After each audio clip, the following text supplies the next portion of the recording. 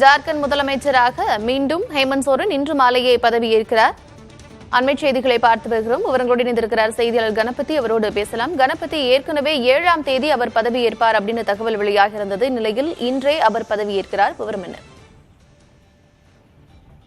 ஜார்க்கண்ட் முக்தி மோர்ச்சா கட்சியைச் சேர்ந்தவர்கள் மற்றும் இந்தியா கூட்டணியைச் சேர்ந்தவர்கள் இன்றே அவர் பதவியேற்பு நடைபெற வேண்டும் என முடிவு செய்திருந்தார்கள். அதன்படியே அவர்கள் ஆளுநருக்கு கோரிக்கையை அனுப்பியிருந்தார்கள்.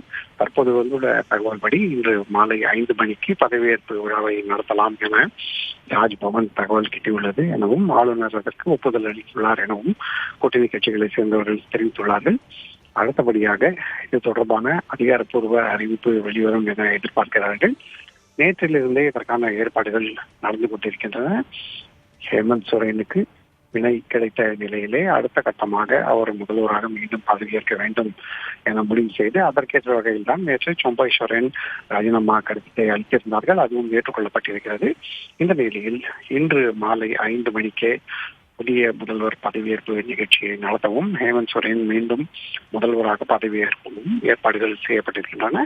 ஆகவே இன்று மாலையே ஹேமந்த் சோரன் மீண்டும் முதல்வராக ஜார்க்கண்ட் தலைநகர் ராஞ்சியில் பதவியேற்க இருக்கிறார். கார்த்திகா, இன்று மாலையே அவர் பதவியேற்பு விழா நடைபெற இருக்கிறது. மாலை 5 மணிக்கு இந்த பதவியேற்பு விழா நடைபெறும் என்று எதிர்பார்க்கப்படுகிறது. விவரங்களை வழங்கியமைக்கு நன்றி கணபதி. மீண்டும் இணையலாம்.